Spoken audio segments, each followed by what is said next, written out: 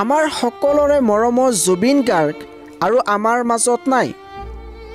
তেখেতে এনেকুৱা ৰাস্তাৰে গুচি গৈছে যিটো ৰাস্তাৰে উভতি অহাৰ কোনো ব্যৱস্থা নাই।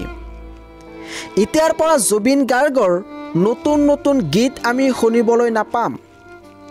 এই জুবিন গাৰ্গক কোনে হত্যা কৰিলে? এক্সিডেণ্ট হৈ জুবিন গাৰ্গৰ মৃত্যু হ'ল নে কোনোবাই প্লানিং কৰি এক্সিডেণ্টৰ জৰিয়তে জুবিন গাৰ্গক হত্যা কৰিলে? এই বিষয়ে এইটো ভিডিঅ'ৰ জৰিয়তে আলোচনা কৰা হ'ব। আৰু যিসকলে জুবিন গাৰ্গক ভাল পায় তেওঁলোকৰ কাৰণে এইটো ভিডিঅ'ৰ একেবাৰে শেষত এটা গুড নিউজ আছে। ইতিমধ্যে আপোনালোকে গম পাইছে যে জুবিন গাৰ্গ আৰু আমাৰ মাজত নাই। জুবিন গাৰ্গে ছিংগাপুৰত স্কুৱা ডাইভিঙত সাগৰত পৰি ইতিমধ্যে মৃত্যুবৰণ কৰিছে। জুবিন গাৰ্গ 1972 চনৰ 18 নৱেম্বৰত মেঘালয়ত জন্ম হৈছিল। 1992 চনত জুবিন গাৰ্গৰ মুক্তি লাভ কৰিছিল প্ৰথমটো এলবাম। আৰু জুবিন গাৰ্গে 40তকৈ অধিক ভাষাত গান গাইছিল। লগতে 38,000ৰ ওপৰত তেখেতে গীতত কণ্ঠদান কৰিছিল। এইগৰাকী জুবিন গাৰ্গ এতিয়া কিন্তু আমাৰ মাজত নাই। এতিয়া প্ৰশ্ন উত্থাপন হৈছে জুবিন গাৰ্গক ব্যৱহাৰ কৰি ধন ঘটিছিল নেকি মহন্তই?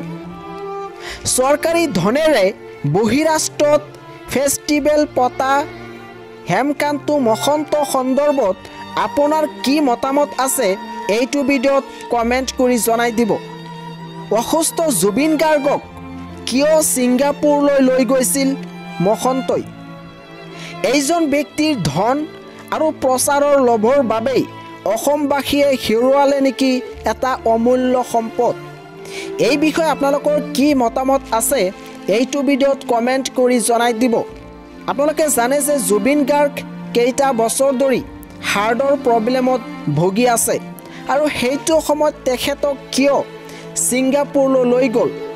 ইতিমধ্যে কিন্তু এই ডাঙৰ প্ৰশ্ন উত্থাপন হৈছে। এই বিষয়ে আপোনালোকৰ কি মতামত এই ভিডিঅ'ত কমেণ্ট কৰি জনাই দিব। জুবিন গাৰ্গে ছিংগাপুৰত গৈ সাগৰত এনেদৰে ফটো উঠিছিল আৰু এই ফটোখন হৈছে জুবিন গাৰ্গে উঠা লাষ্ট ফটো। আপোনালোকে চাই লওক। এই ফটো কিন্তু ইতিমধ্যে সামাজিক মাধ্যমত ভাইৰেল হৈ পৰিছে।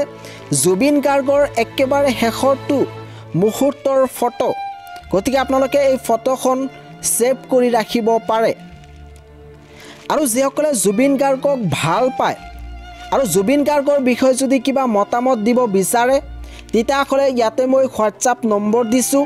আপোনালোকে নিজৰ মতামত ব্যক্ত কৰি এটা ভিডিঅ' বনাই এই হোৱাটছআপ নম্বৰত পঠাই দিব পাৰে আৰু সেই ভিডিঅ' সামাজিক মাধ্যমত প্ৰচাৰ কৰা হ'ব।